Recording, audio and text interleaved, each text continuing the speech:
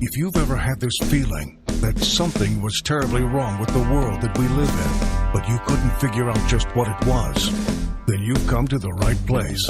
Secret societies, mystery religions, and the Illuminati have been controlling our reality since the beginning of time.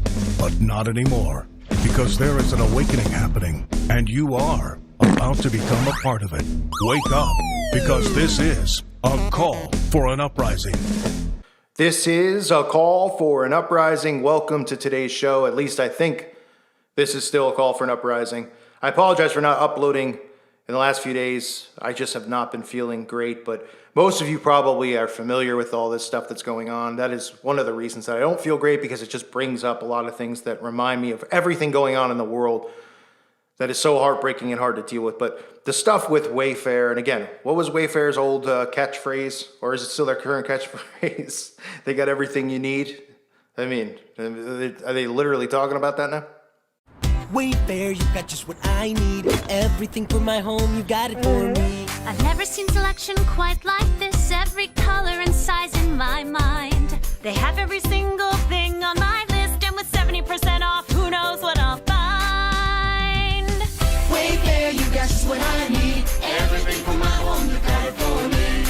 Wayfair, and the shipping was free. Now my home's the home I wanted to be. Shop everything home at wayfair.com. Now look, I'm uploading videos on my website. I uploaded a video today about the Wayfair situation. I obviously know that I can't cover it here on YouTube.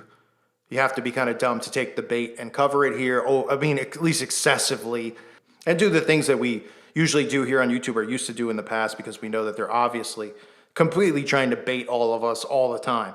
But I will say this about it, at least here on YouTube, for those of you, who are listening. All of this stuff that occurs is real. But when things make the news, they make the news for a reason. They only make the news for a reason. They don't trend on Twitter, number one, unless they want it to trend. NBC is not covering it unless they're going to. And you can say, well, they could cover it to deflect, which is 100% true. They cover topics to deflect all the time, but not within 24 hours.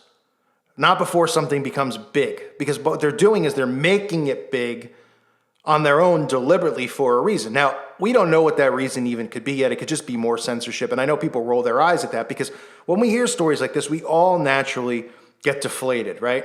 We all just, because if you're awake, you know that this stuff goes on.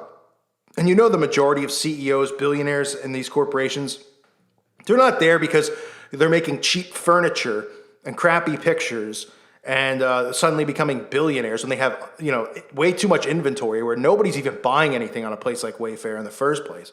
They're there because they're involved in other businesses, such as the biggest business in the world, which is the trafficking of children, buying and selling, which, again, you can't get into here. They don't want truth or any of that stuff here. But I'll tell you this. There's sigil magic, and there's people who've made good arguments about, well, they think that this whole thing's real because sigil magic, and they do reveal themselves. But this isn't how sigil magic works. This is like a bait and hook capture type of tactic. Because hypothetically speaking, if they're doing, and I've talked about this, and I talked about it on the website today, about art shows and how they would use art shows, because you can't label a price on something, right? You could say, who drew this? And they could be like, oh, it's armpit hairs. Who? Like, oh, he's the new big thing. Oh, is he? And really, he just pees on on a canvas and throws scissors at it, and and feces, and he's 70,000. And somebody could be like, that's where 70. They're like, well, armpit hair drew it. Oh, my armpit hair. Well, then then it's definitely worth whatever he says, and I should look into buying it. Right? And we've seen all these shows that have used programming to make us think like, oh, these art shows, these rich and fancy types, and ooh, $100,000 for a painting. Well, that's a front to launder. That's what they're used for. I've said that since I've started my channel in 2016. Something like this is like Wayfair is not a front to buy and sell. That's the first thing. I mean, the first thing you think when you hear this is you're taken aback, because you know this stuff goes on. If you have a soul, it breaks your heart. It doesn't hurt your heart. It breaks your heart. It pisses you off too. It does a lot of things. It drains you mentally and emotionally. But then you got to step back and you got to go, okay, I got to take my emotions out of this and just think rationally. What if hypothetically you accidentally bought this Somebody did. What if, hypothetically, someone who's not connected to Wayfair, such as the delivery guy, which I'm assuming is UPS or FedEx, accidentally shipped something to the wrong house? You think they might have a problem then? Hi, this is Joe the plumber. Packages came to my front door. Oh, okay. Yeah, it's a cabinet with a child in it. I didn't order this. I'm pretty sure that would open Pandora's box. They do not operate on a level like this. They're not sloppy. They're not doing something where it's like a common person or a computer glitch could accidentally send a child in a box somewhere.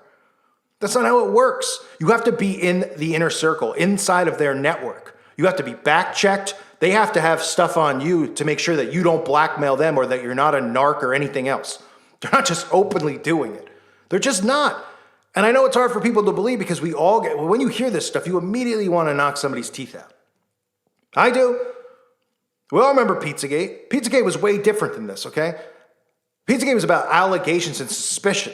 When I was covering it, when it first broke, and I mean, people still cover it and go through it, and that's fine by me. I mean, they can do what they want. They have free speech and the right to research and do what they want. But it was really about James Alefantis. It wasn't about, I never covered it from the political aspect of it because I never believed in politics. It was about the things the guy posted on his Instagram. Because any regular person would have been investigated for posting that stuff. Anyone. Your next door neighbor, if he posts pictures of a kid naked or whatever with money in his mouth and stuff like that, and he calls the police, they're probably going to come. If he posts it on his Facebook, they're probably going to come. We know that the police show up at people's houses for saying stuff on the internet that aren't politically correct. We're seeing more and more censorship and stuff like that. That's the truth. And that's really what that was about was, okay, well, we have all these connections on that road and, you know, where Comet Ping Pong was and all this stuff. But it wasn't like, oh, there was proof of an actual purchase or a sale. With this now, everybody thinks there's a proof of a purchase and sale because the names of the cabinets and all this stuff have the names of a lot of these kids that supposedly have left or gone missing, I should say.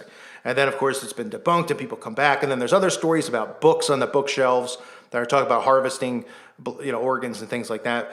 And people believe, well, it's either photoshopped or it's not. And yeah, you can go back and forth on stuff like that. But realistically, two billionaires who you could look at who look very suspicious anyway aren't going to be doing this on an open front forum on a website. Now, you might say, well, they do it on the back end of the site with an account and somehow it ended up flipping to the front side. No, they're not doing it this way. They don't need to do it this way. You think they're going to be careless? All right, this isn't, you know, I said this on my website. This isn't like, you know, on the ID channel when you watch these murder shows or whatever, you know, a guy has an affair, right? And he's so dumb, he, you know, puts the hotel and he puts porn on his, you know, on his credit card and his wife sees the credit card. This isn't what this is, right? But something like that, you'd say, wow, that's really dumb and sloppy. You think these billionaires are going to be sloppy like that and they're just going to post this stuff and they're going to go, okay, and we're going to make $15,000 on a pillow and it's going to get sent to someone's front door and they're not going to think about, well, wait a minute, are there any middlemen involved? Yeah, there's tons of middlemen because Wayfair isn't taking it out of a warehouse and coming to your front door directly. They're going through a shipping service.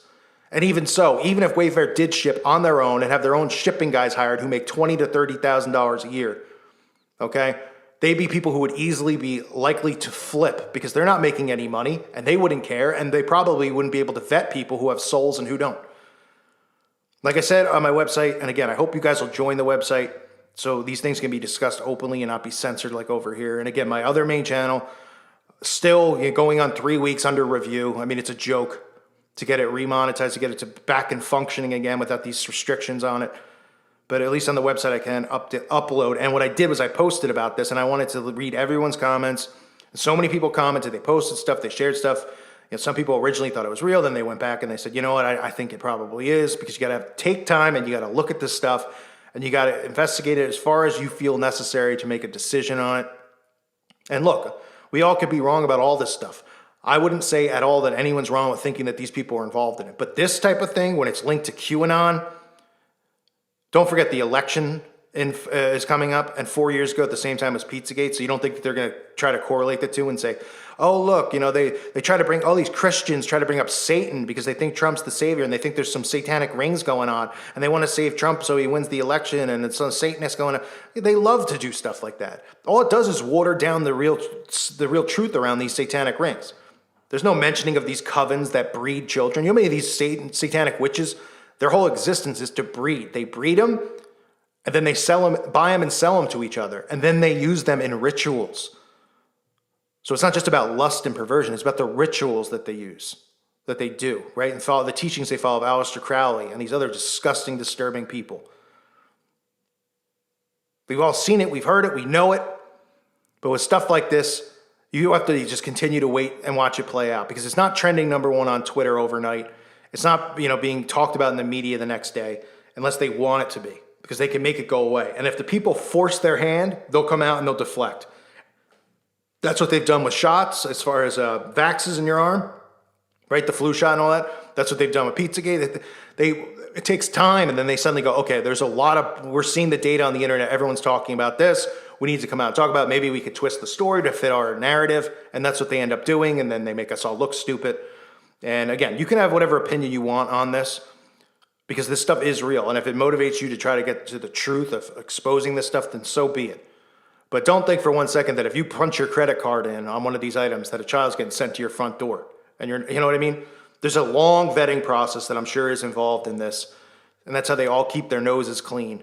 And that's, remember, with the Brotherhood and the secret societies, what do? They take vows and they take oaths to each other, right? Swear to secrecy, swear to death. They're not just going to, oh, all right, well, we don't have anything on Joe the plumber, but we're going to send him a kid in a cabinet. No, doesn't work like that. It's not that easy for, these, like a regular person to gain access to these rings. It's just not. There's a lot of bloodlines involved. There's a lot of secret groups you have to go through. There's also isolated instances, obviously, where there's creepy guys who are into this stuff. We know that. And those are the guys that you usually hear about in the media. You don't hear about satanic rings. What do you hear about? Oh, some creepy guy in a van, did this to a kid in a neighborhood. He gets arrested. Everybody wants to, attack the guy. They'll put that out. They'll arrest the guy for that because he's not involved in a ring. But when they're involved in these rings and these circles, they're protected because these stories never get out. And something like this, it's not working that way. It's just not. So I talk about it on my website in more detail and some of the other stuff. I apologize for not uploading much lately. I've just been completely, utterly drained. I don't feel like myself, just from the standpoint of being drained, and I'm not going to make videos just to make videos, if I don't feel too great. And obviously it's more than just the Wayfair. It's all this stuff with these lockdowns and now the second wave of lockdowns. And obviously the other crap going on with free speech. And it's just every day it seems like it gets worse, and it's starting to wear on me a little bit, but I'm going to try to snap out of it. I appreciate you guys still being here. I love all of you. I hope you guys will check out the website. And thank you again for all the support, especially those of you, the patrons as well. It means the world to me. So thank you all. God bless you and your families.